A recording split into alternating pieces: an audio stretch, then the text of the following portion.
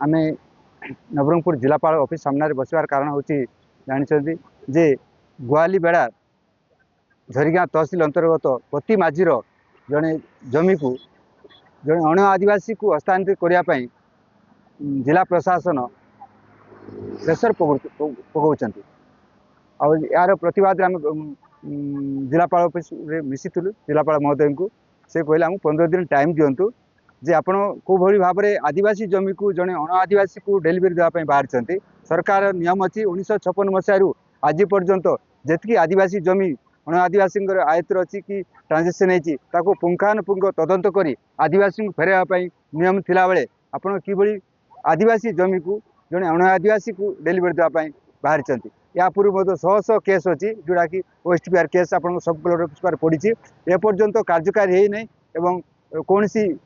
जमी डेलीवरी दि जाऊनी आदिवासी सपक्ष डेलीवरी देवाई नियम थे सुधा अर्डर होते एपर्यंत कौन सी आदिवासी को डेलीवरी दि जाऊनी। आज्ञा आमर जेजेबापा संपत्ति प्रतिमाझी जोटा कि 15 एकर 75 डेसिमेल माने आमर जमी थिला से भर 5 एकर जमी को लेकिन अन्य जड़े माने ओबीसी कैटेगरी जोटा कि अनुसूचित जनजाति माने आमर जनजाति से नुहति साधारण वर्ग लोक से आमर जनजाति जमी माने जनजाति जमी को से साधारण लोक माने बेआईन भाव में नहीं जाइछंती सेटा भी आमर जेजेबापांकर गोटे भूल साक्षर द्वारा से माने सिग्नेचर करती ये माने टिप चिन्ह लगे भूल प्रमाणित करके से माने जो आमर जमी को हड़प कर नहीं जाइछंती तार पैसा आमे सब कलेक्टर पाखे भी देइतिलु किंतु तार कौन पैसा ठीक से हो पारे ना से आज आम कलेक्टर ऑफिस सामने धारणा बसचु मोर जमी इति बसली कलेक्टर लगे आम इति बस के जो बोलू मोर जमी के लॉक ने लाइचे से जमीटा आमके